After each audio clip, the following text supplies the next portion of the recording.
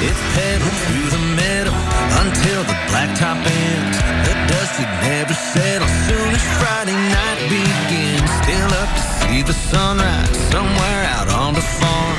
That door is always open, just make yourself at home. Lace up your boots and come on in. It's where the good times begin. Welcome to the country. Welcome to the South. Welcome to the backwoods. This is what it's all about. Catch me out in T-Town or at a midnight yell. Might get a little crazy, yeah, you can never tell. But you're welcome. Yes, you're welcome.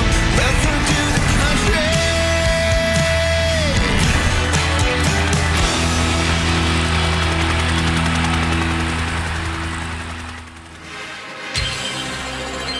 The perfect music to bring you into the country of the Aggies of Texas A&M.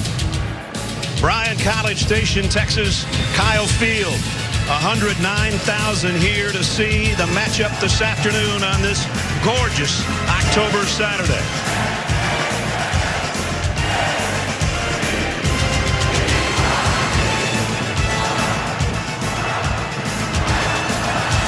The home of the 12th man. And the Home Depot SEC on CBS brings us the matchup in the West that we've been waiting for. The Aggies at home, unranked, to take on the Crimson Tide of Alabama, the number 11 team in the country. How important is this? Can't get much more important than this. Standings in the SEC West, Alabama and Texas A&M, both at 2-0. The winner of this one is in the driver's seat, at least for the time being, on the drive to Atlanta and the SEC Championship. Welcome, everybody. I'm Brad Nessler. My partners, Gary Danielson, Jenny Dell, down on the field.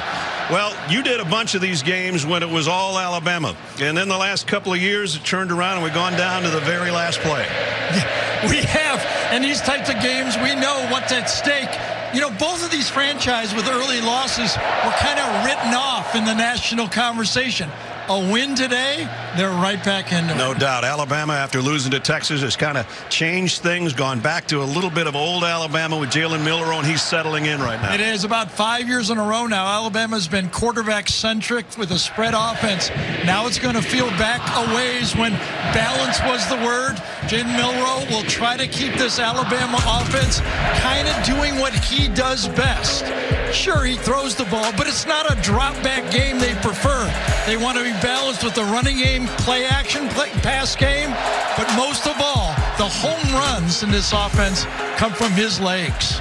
Well, it seems like every time we do an A&M game, it's a backup quarterback that's playing. But this backup quarterback's a little bit different. He is. I mean, he's a sophomore. He's the backup, but he's had 20 starts, and he started against Alabama. Of course, he was at LSU back then. Right. He's, I think, the most valuable player in the Southwest Conference because there's nobody behind him. This is it, the last guy. But, you know, Ness, he's got some help on this football team. He really does, because the way their defense has been playing in this 3-game winning streak is just remarkable. This is almost like Wrecking Crew 2K. 30 tackles for loss, 7 sacks in each of the last 2 games, and they've been playing lights out. The number 1 defense in the SEC and the number 1 third down defense in the SEC with the Aggies of Texas A&M. And with that in mind, you and I have been talking all week. We go, whoever wins at the line of scrimmage, I think it is. Yeah. I think it's going to be the offensive lines. Alabama's been hearing about the A&M defense all week, but the offensive lines will determine the winner of this game. Well, it's going to be fun. 16th meeting between the Aggies and the Crimson Tide, and just about set to begin.